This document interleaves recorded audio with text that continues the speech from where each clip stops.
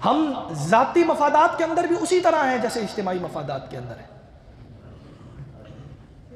وہ جب ہم کہتے ہیں جی آج ہم دنیا میں ذلیل و خوار ہو گئے، ہماری تعداد بھی زیادہ ہو گئی، کبھی ہم نے یہ غور کرنے کی کوشش کی کہ اس کے پیچھے وجوہات کیا ہے؟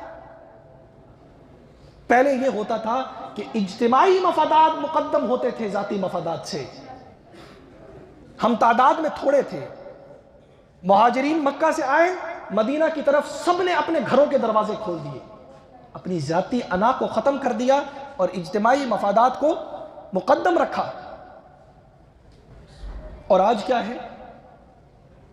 اس لیے کہ آج میرے لیے یہ ضروری ہے کہ میرے پاس کیا ہے، میرے لیے یہ ضروری نہیں ہے کہ میرے مسلمان بھائی کے لیے کیا ضروری ہے۔ آج کہتے ہیں ڈالر ختم ہو گئے ملک کے اندر سے،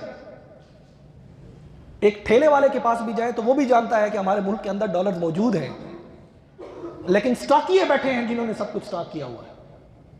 کہتے ہیں ملک میں گندم نہیں، چینی نہیں، کچھ نہیں، سب کچھ ہے، ایک ٹھیلے والے کو بھی پتا ہے سب کچھ ہے، لیکن ذاتی مفادات بڑھ گئے کیونکہ سٹاکیے اس وقت سٹاک کر کے بیٹھے ہیں سب کچھ، ذاتی مفاد بڑھ گیا۔ اللہ رب العزت نے دنیا کے اندر، پوری دنیا کے اندر ذلیل اور رسوا کر دیا، اگرچہ تعداد کے اندر زیادہ تھے۔ حضور نبی کریم صلی اللہ علیہ وسلم اپنے گھر کے اندر تشریف فرما تھے، مسجد نبوی کے اندر دو مسلمان صحابی آپس میں ایک دوسرے کے ساتھ، ایک نے قرض دینا تھا ایک نے قرض لینا تھا۔ مقروض نے کہا کہ بھائی ابھی میرے پاس پیسے موجود نہیں، کچھ عرصے میں آپ کو دے دوں گا، میرے پاس ابھی سہولت نہیں۔ دوسرے نے کہا کہ نہیں بھائی میں نے تم سے ابھی لینے ہیں۔ اس نے کہا اچھا اگر ابھی لینے ہیں تو کچھ چھوڑ دو، میں تمہیں باقی دے دیتا ہوں۔ نے فرمایا قسم کھا لی کہ اللہ کی قسم میں بالکل قرض نہیں چھوڑوں گا۔ یہ آواز تھوڑی سی اونچی ہو گئی، حضور نبی کریم صلی اللہ علیہ وسلم نے سن لیا، باہر نکلے، فرمایا کون ہے جس نے نیکی کرنے میں قسم کھا لی کہ میں نیکی نہیں کروں گا؟ صحابی رسول فوراً سمجھ گئے، یا رسول اللہ صلی اللہ علیہ وسلم میں تھا۔ ساتھ ہی جملہ ارشاد فرمایا اب میں اپنے بھائی کو یہ اجازت دیتا ہوں، جتنا قرض یہ آسانی سے مجھے ادا کر سکتا ہے اتنا ادا کر دے، باقی میں معاف کر دیتا ہوں۔ یہ کیا تھا؟ اپنے ذاتی مفادات سے ہٹ کر اجتماعی مفادات کے اوپر غور تھا۔ ہم نے کیا کیا؟ معافی درگزر کو اپنے لیے حرام سمجھ لیا، مرے ہوئے کو مارنے کی پوری کوشش اور زیادہ کر دی۔ ہمارے ہاں اگر کوئی پیسے والی پارٹی ہو، اس نے کسی کا قرض دینا ہو تو اس کے ساتھ برتاؤ کیسے رکھا جاتا ہے، اور اگر مقروض غریب ہو، پھنسا ہوا ہو، مرا ہوا ہو، اور اس کے ساتھ رویہ کیسے رکھا جاتا ہے، یہ آپ کو بتانے کی ضرورت نہیں ہے۔